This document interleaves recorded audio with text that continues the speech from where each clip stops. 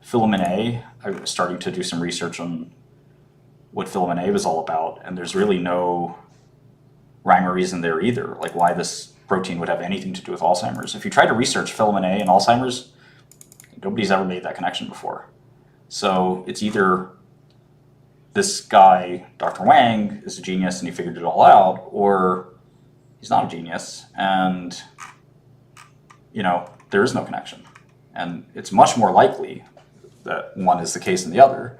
When you combine that, as a conditional probability, you ask like, okay, what is the probability that one guy from CUNY, New York, which by the way, I went to a CUNY college, but so I don't want to, talk bad about it too much, but the CUNY college guy came up with this, filament A hypothesis, and he solved the riddle to Alzheimer's. I would say the odds that happened are 5%.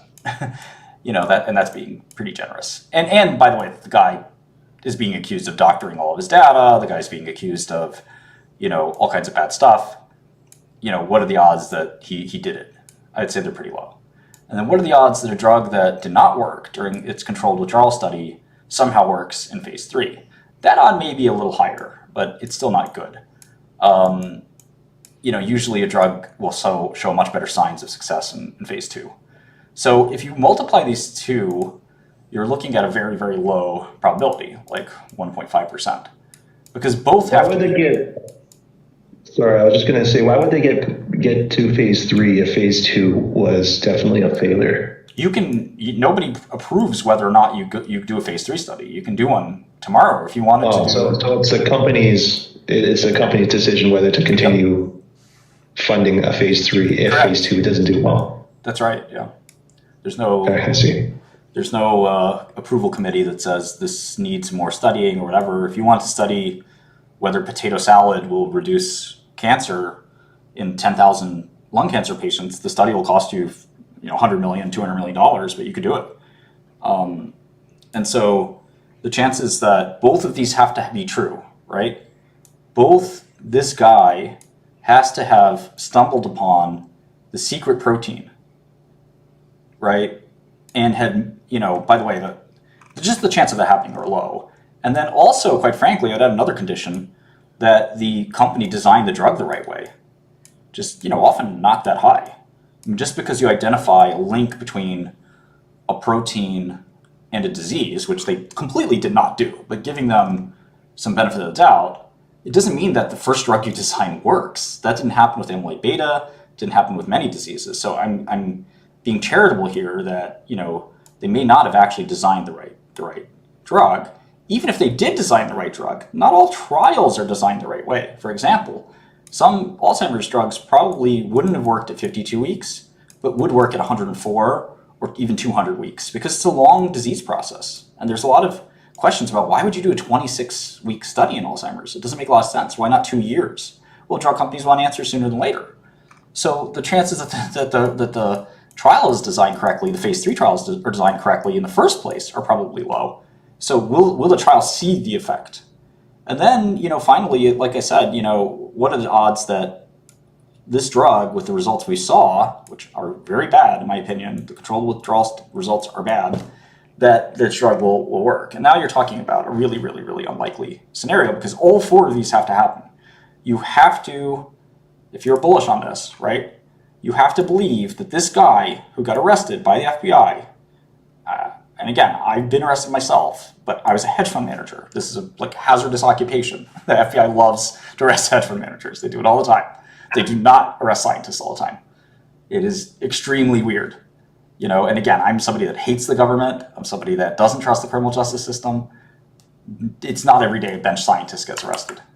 But you have to believe that this is the guy who's totally undistinguished work otherwise just stumbles upon filament A as the key to Alzheimer's. So you have to believe that. The next thing you have to believe is that the company made the right drug.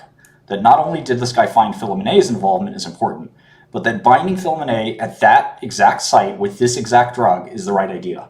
And there's a lot of considerations there. There's PK, which this drug has a pretty poor half-life.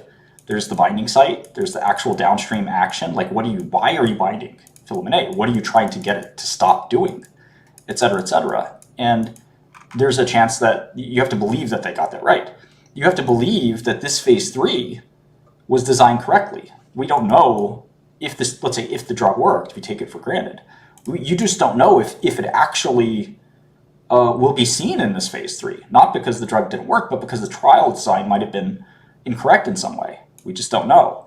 There could have been too many mild patients, or there could have been too few, or there could have been a study that was too short. It's just too difficult to know. That's the problem with all phase 3s. Many companies have to redo phase 3s, even though they saw success. A famous example is the lupus drug, belimumab, or is it Benlysta? I think it is Benlysta. Benlysta famously is maybe one of the only examples of phase 3 that failed. They took the subgroup and redid it, and it succeeded. And it was a very, very tough thing to do. So just because you do a clinical trial, even if you have all the other steps right, doesn't mean it works. So you have to believe that. And finally, for success, you have to believe that the controlled withdrawal failure, the lack of separation in drug and placebo, which is usually not a good thing, is just a figment that you can sweep away because there was some weird laggard effect. But again, in this study, it's very hard to do that because you still saw the patients on drug decline. They still went from this point to this point. They declined. And they are declining at the exact rate that you'd expect them to decline. And then on placebo, they also declined. They declined a little faster. But I don't think that this separation was not significant in p-value. And it was a very small effect size. So you have to believe all of that doesn't mean anything. And somehow you can still succeed. So between all of this, I think it's none of these each of these 4 points are required for success. And in my opinion, none of them, maybe only this one, I would say, that the 52-week study will probably show you whether a drug works or not, but the jury's still out on whether that's too short for Alzheimer's because it's such a damn long disease. It takes like 40 years for this disease to go anywhere. Sometimes 20, 30, 40 years from amyloid deposition onset to actual symptoms. People with the familial Alzheimer's, they start getting their disease in their 40s. So like they have had amyloid accumulating their whole life, but they only finally start to get dementia in their 40s. So there's no reason that a 52-week study has to be it, right? It could magically start working at 2 years or 3 years, and we won't know because we won't do the clinical trial that long.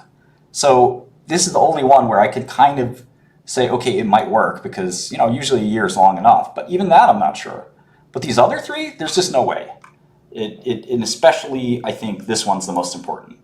That without a solid scientific foundation, there really is no reason to believe that a miracle will be seen. Again, it's just like the sort of the poker card thing where it's like, you feel like there's 4 cards, and you've got your sort of 2 and a 7, and there's a king, there's an ace, maybe there's a 2 and another, queen. And it looks like you got the low pair. I mean, you're going to lose. But what if a 2 hits? If 2 hits, you're going to be all right. So maybe we bet on the 2. And with the right upside, shit, why not? The 2 might come up. 2 comes up, we get paid. This is the wrong way to look at this because it's much more about like the governing dynamics of it. It's like saying, oh, I'm on the 52nd story of a roof, and I'm going to jump off. And there's a binary event. I either die or I live. It's very, very likely you will die. In fact, if you study the machinations and the mechanics of like, okay, what's going to happen? Well, this is how many pounds the guy weighs. This is how soft the concrete is or how hard it is. These are the laws of physics that govern, is it 9 meters a second squared? In terms of a falling body, there's terminal velocity, all this stuff. And you do your calculations and you say, it's well known people can die from just 6 stories, let alone 52. So he's definitely going to die. And you would sit there and say, well, there's some chance he lives, right? It's not 100%, but it is 100% because if you know the basics of the stuff, it sort of leads to you to believe that, this guy did not invent or discover the secret to Alzheimer's. They did not make the perfect drug in the perfect trial. And you can't ignore the evidence where they did a trial and it didn't work. So that's kind of like the way I look at it, that it's really hard to overcome all of those things at once. That's why, again, I don't like making bad investments. Nobody does. I don't like putting my reputation on the line and make a bad investment.